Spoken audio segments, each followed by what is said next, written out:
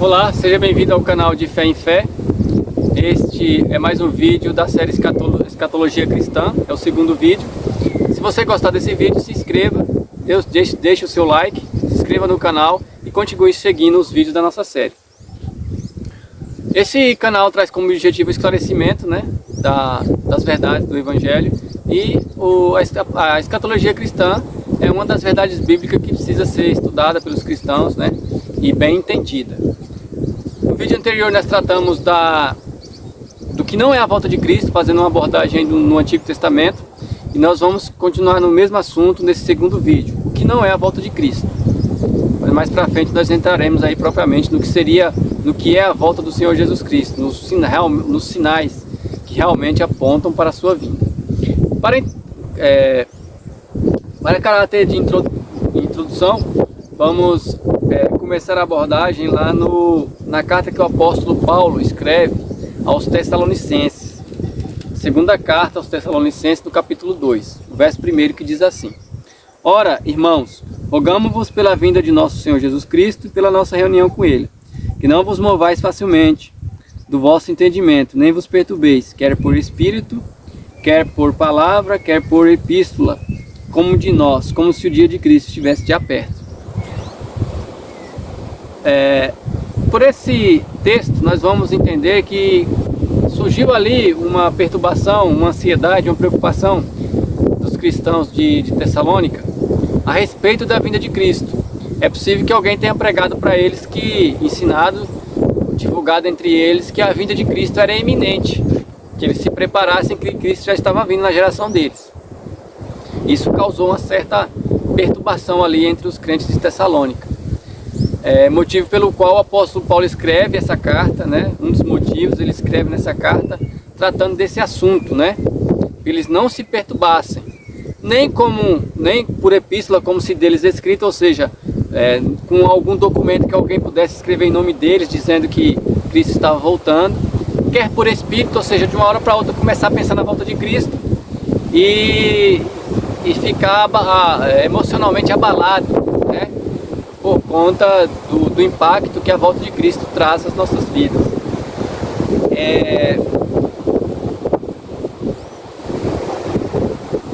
Então ele escreve esse texto, buscando acalmar e a instruir verdadeiramente os cristãos do que seria realmente a volta de Cristo.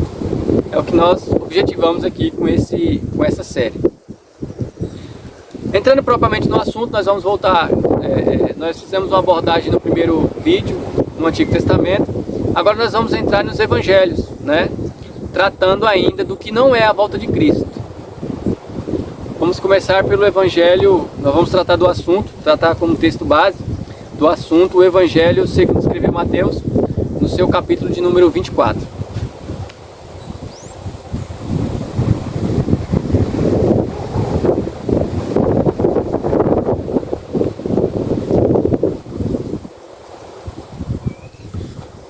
O capítulo 24 de Mateus, a partir do verso 1 vai dizer assim: E quando Jesus ia saindo do templo, aproximaram-se dele seus discípulos para lhe mostrarem a estrutura do templo. Jesus, porém, lhes disse: Não vedes tudo isso? Em verdade vos digo que não ficará pedra sobre pedra que não seja derrubada. E estando assentado no Monte das Oliveiras, chegaram-se a ele seus discípulos, em particular, dizendo: Dize-nos, quando serão estas coisas? E que sinal haverá da tua vinda e do fim do mundo? Ora, nós temos que prestar muita atenção a essas duas perguntas que é levantada pelos discípulos. Para nós entendermos a volta de Cristo, nós temos que prestar muita atenção nessas duas perguntas aqui, que são duas perguntas, que giram em torno de dois assuntos. A primeira pergunta: dize-nos, quando serão essas coisas? Que coisas são essas que os discípulos queriam saber quando sucederiam, quando aconteceriam? Não? Essas coisas, coisas que eles já tinham conhecimento. Por isso que eles dizem, quando serão essas coisas? São coisas que Cristo já tinham ensinado para eles que haveriam de acontecer. Aí eles não questionam mais que coisas são essas, porque eles já conhecem, mas eles questionam o tempo que elas aconteceriam. E nós vamos agora investigar essas coisas, nós vamos evidenciar essas coisas para nós compreendermos a pergunta. E essas coisas estão ligadas propriamente ao quê? A destruição de Jerusalém. Essa pergunta que os discípulos fazem é como se eles dissessem perguntando o seguinte: quando Jerusalém seria destruída? Quando que o templo seria destruído? E quando nós, apóstolos, quando nós seríamos mortos e perseguidos e mortos, ou melhor dizendo, né? Essas coisas são a que os apóstolos questionam quando seria o tempo. Como nós vamos identificar aqui mesmo no Evangelho segundo escreve Mateus, né? Logo no final do verso 23, do capítulo 23, que diz assim, ó. No verso 37, Jerusalém, Jerusalém, que matas os profetas, e apedrejas os que te são enviados. Quantas vezes quis eu ajuntar os teus filhos, como a galinha ajunta os seus pintinhos, debaixo das asas, e tu não quiseste. Eis que a vossa casa vos é deixada deserta. Porque eu vos digo que, de agora em diante, não me verei mais, até que digais, bendito que vem o nome do Senhor. Então já aqui já começa um indício, né, de que Jerusalém passaria por um momento difícil, por um momento de aflição, e que ela seria destruída. Vamos atrás de mais evidências. Outras evidências nós vamos encontrar lá nós vamos agora nos servir do Evangelho de Lucas, o Evangelho segundo escreveu Lucas.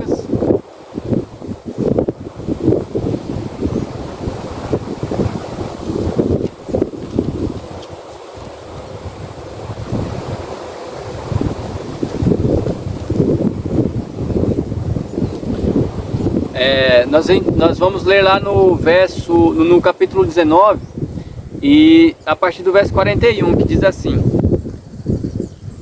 E quando ia chegando, vendo a cidade, chorou sobre ela, dizendo: Ah, se tu conhecesses também, ao menos neste teu dia, a que a tua paz pertence, mas agora isto está encoberto aos teus olhos.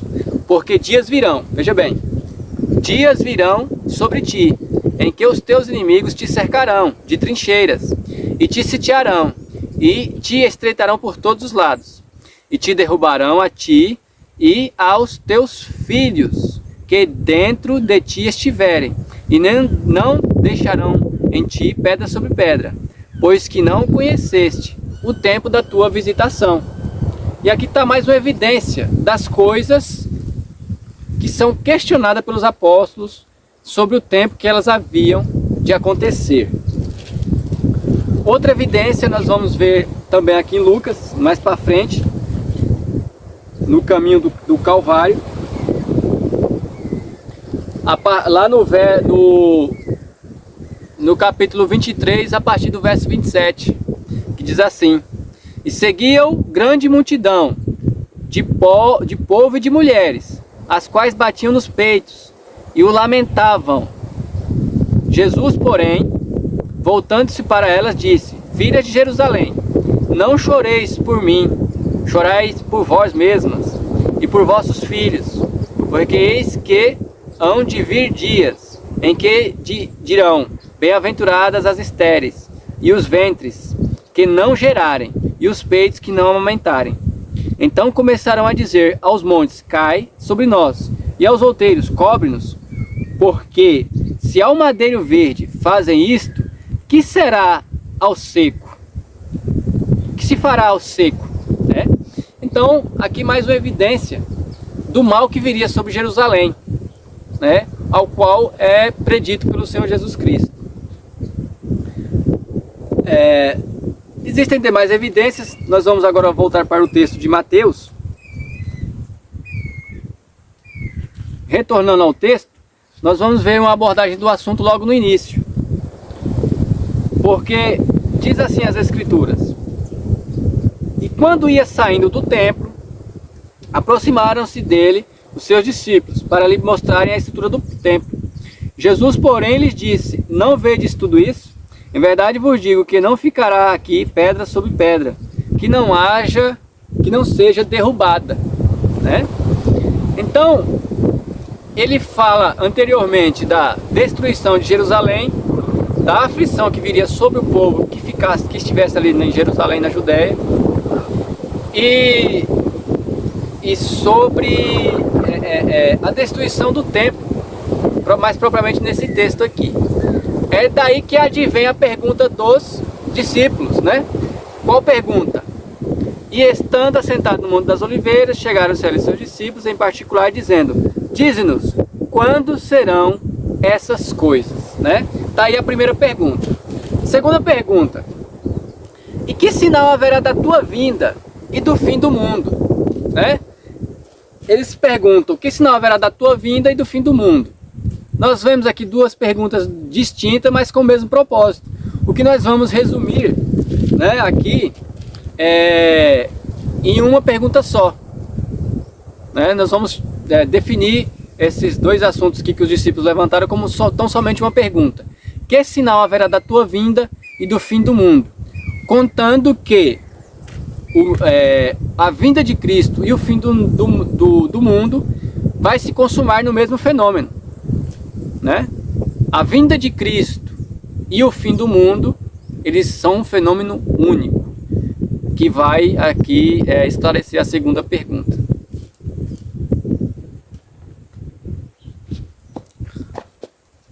E aqui nós queremos destacar, nós vamos dividir o texto aqui de Mateus, né? Nós vamos dividir o texto para facilitar a compreensão do texto.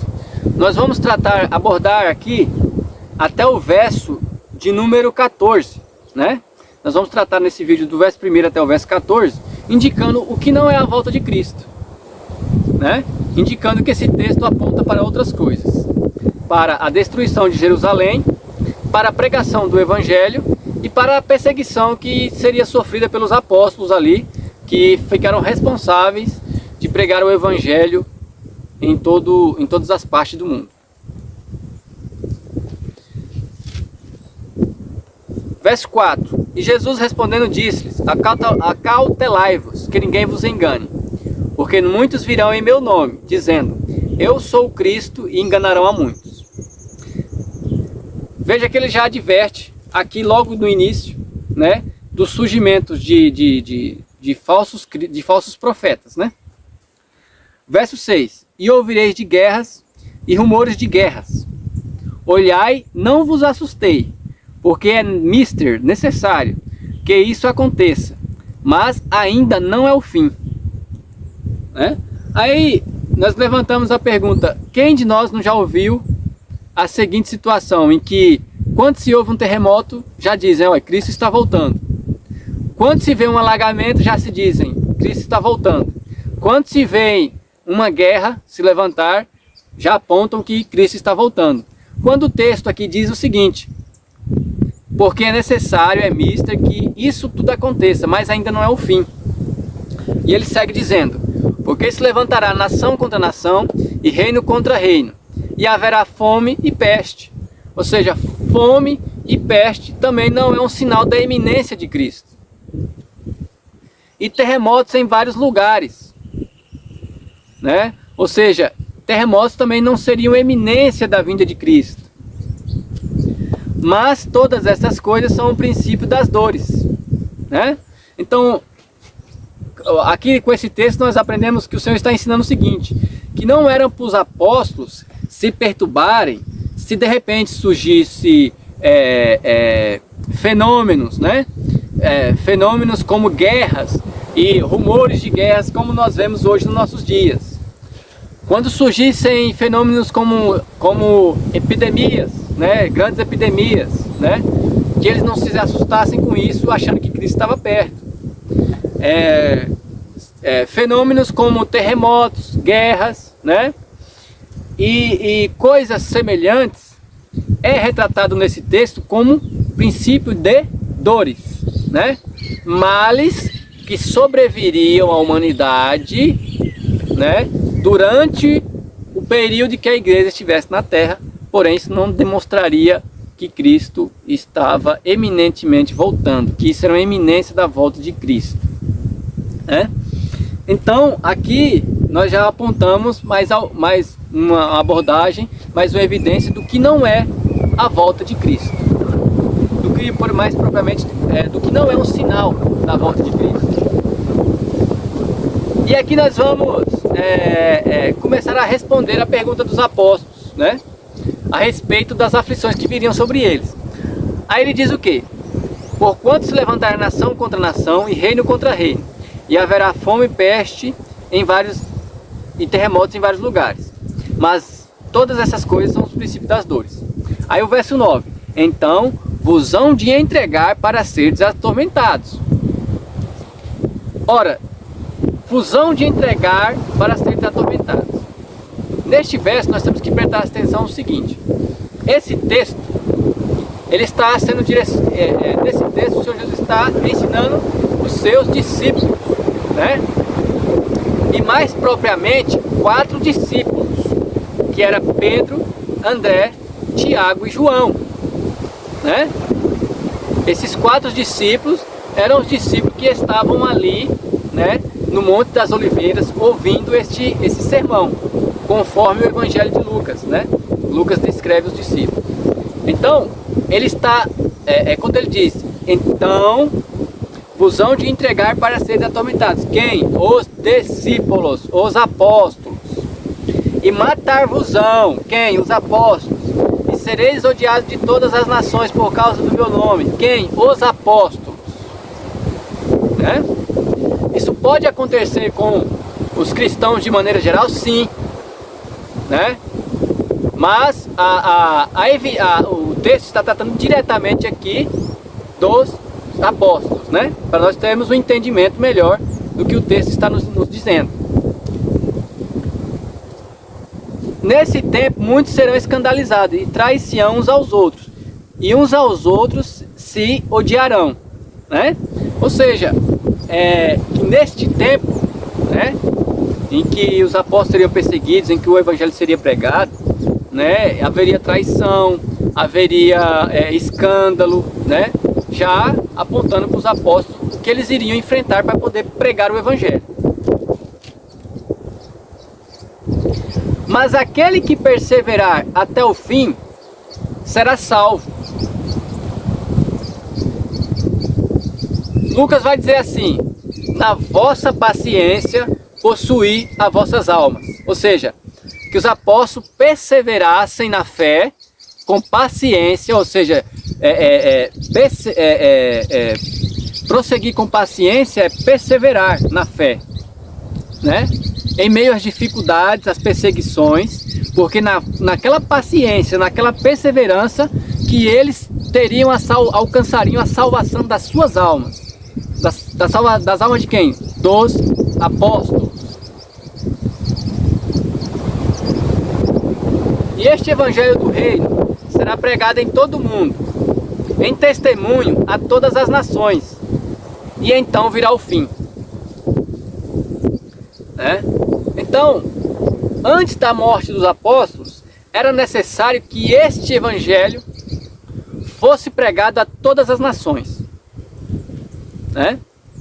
E aí tem muitos que vão dizer que é necessário que o evangelho seja pregado para que Cristo volte. Quando a pregação do evangelho não tem relação direta com a iminência da volta de Cristo. Nós vamos compreender isso entendendo que o evangelho já foi pregado pelos apóstolos.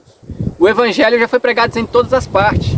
Os apóstolos pregaram o evangelho a toda criatura, em todas as partes do mundo, ficando a cargo da igreja, né, manter os ensinos de Cristo. Nós vamos entender isso, né, fazendo a leitura de um texto que está lá na carta que Paulo escreve aos Colossenses, a igreja de Colosso.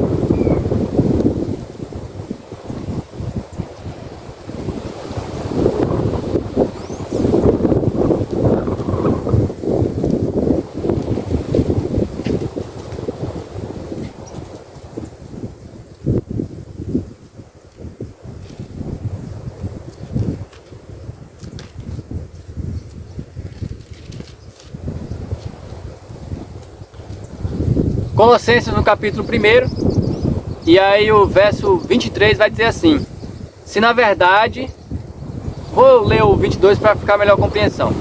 No corpo da sua carne pela morte, para perante ele vos apresentar santos, irrepreensíveis e inculpáveis. Se na verdade permanecerdes fundados e firmes na fé, e não vos moverdes da esperança do evangelho que tendes ouvido, o qual foi pregado a toda criatura que há debaixo do céu, e do qual eu, Paulo, fui feito ministro. Aqui está uma evidência de que o evangelho já foi pregado. Nós temos uma segunda evidência lá em Romanos, né? Na carta que o apóstolo Paulo escreve aos Romanos, no capítulo 10 e o verso 18, que diz assim: porventura não ouviram? Sim, por certo, por toda parte saiu a voz deles. Por certo, pois por toda parte saiu a voz deles, e as suas palavras até os confins do mundo. Mas digo, porventura Israel não soube? Né? Ou seja, ele está tratando aqui de Israel, mas apontando que o evangelho foi, naqueles dias, pregado em todas as partes, né? Porque ele diz assim: e as suas palavras até os confins do mundo, né? Apontando que os apóstolos pregaram o evangelho. E eles pregaram o evangelho em todo o mundo, cumprindo a ordenança do Senhor Jesus Cristo, conforme está lá em Mateus, no último capítulo, 28.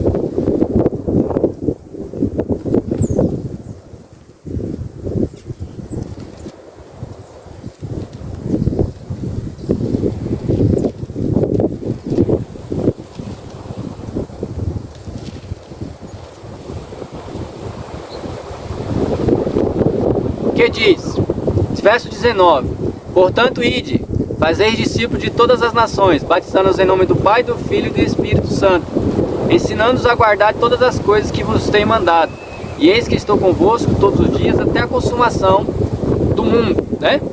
Então,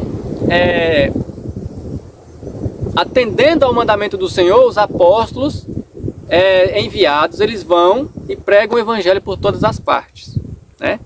Então essa ideia de que o evangelho precisa ser pregado para Cristo voltar é errônea.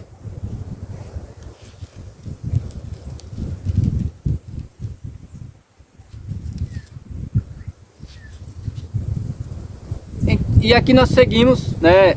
Nós vamos agora fazer uma comparação do que diz Mateus com o que diz o evangelho segundo escreveu Lucas, né? Apontando, né, para essas questões aqui que são tratadas até o verso 14, né? Até o verso 14 de Mateus, do capítulo 24, do verso 1 até o 24 de Mateus,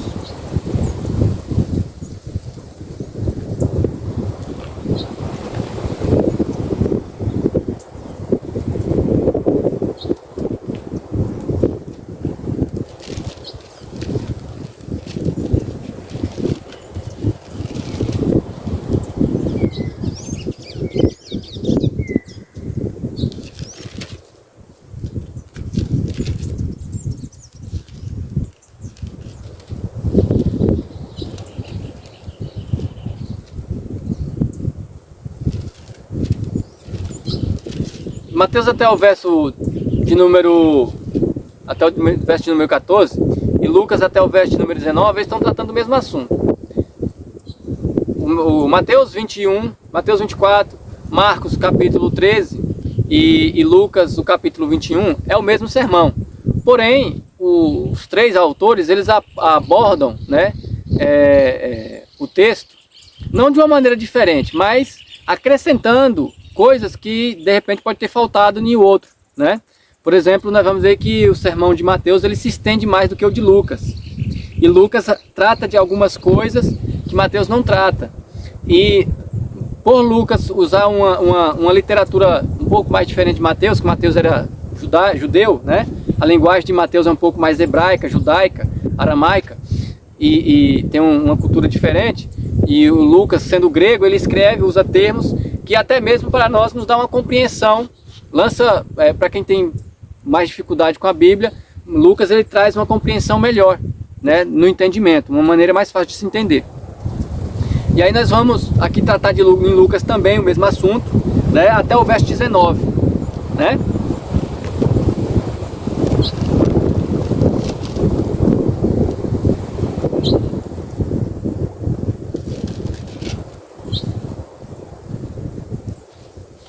Que diz assim,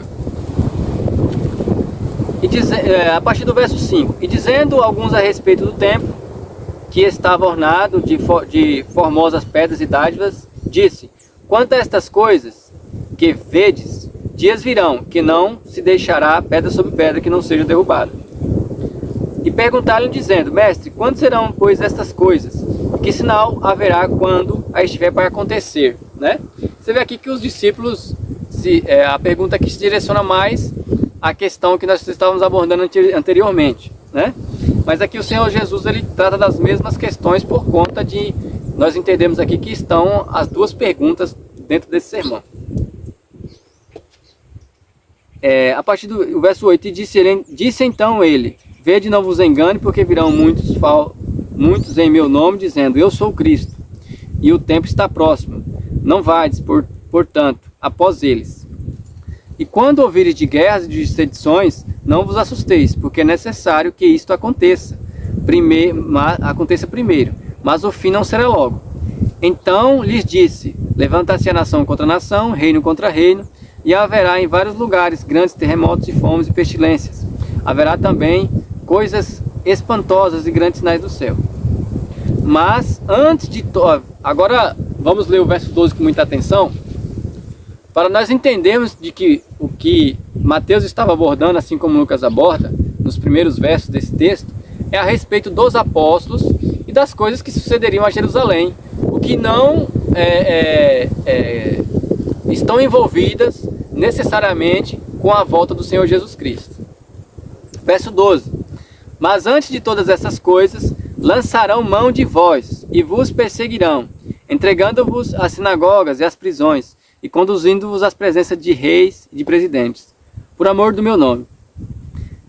E vos acontecerá isto para testemunho. Proponde, pois, em vossos corações não premeditar como a vez de lhes responder. Porque eu vos darei boca e sabedoria, a que não poderão resistir, nem contradizer todos quantos se vos opuserem. E até pelos pais, irmãos e parentes e amigos serei entregue e matarão alguns de vós, e de todos sereis odiados por causa do meu nome. Mas não perecerá um único cabelo da vossa cabeça. Na vossa paciência possui as vossas almas.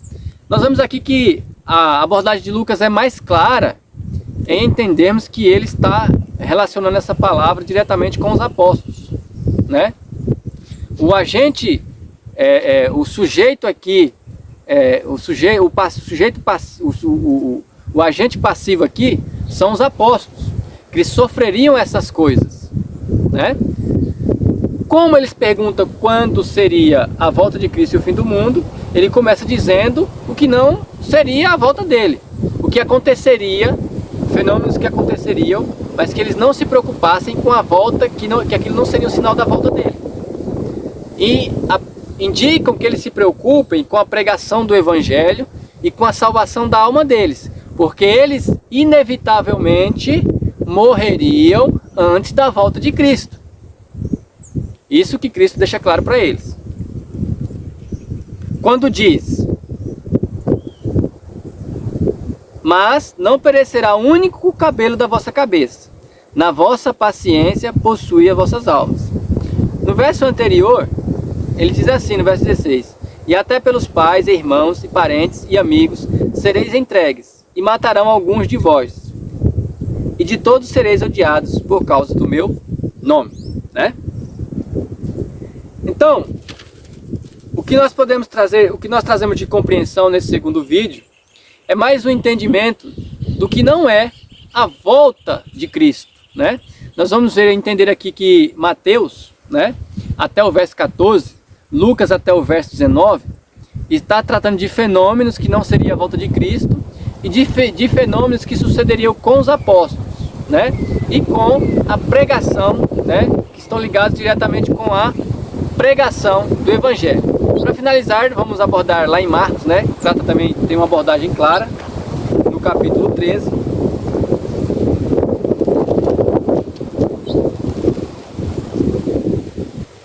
No verso 9, que diz assim, ó: mas olhai por vós mesmos, porque vos entregarão aos concílios e às sinagogas, e sereis açoitados, e sereis apresentados perante presidentes e reis, por amor de mim, para lhes servir de testemunho. Mas importa que o Evangelho seja primeiramente pregado em todas as nações, né?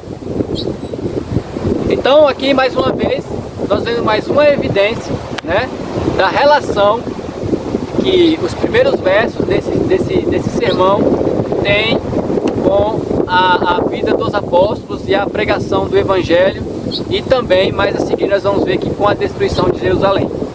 Até aqui, né? Espero que você tenha gostado dessa abordagem, desse conteúdo. Se você gostou, deixe o seu like, se inscreva no canal. Lembrando que esse canal não busca fins lucrativos, mas sim a glória do Senhor Jesus Cristo. No próximo vídeo nós estaremos tratando da destruição de Jerusalém, que é importante nós compreendermos esses sinais para nós não misturarmos com a volta do Senhor Jesus Cristo. Então até o próximo vídeo e vem para Cristo.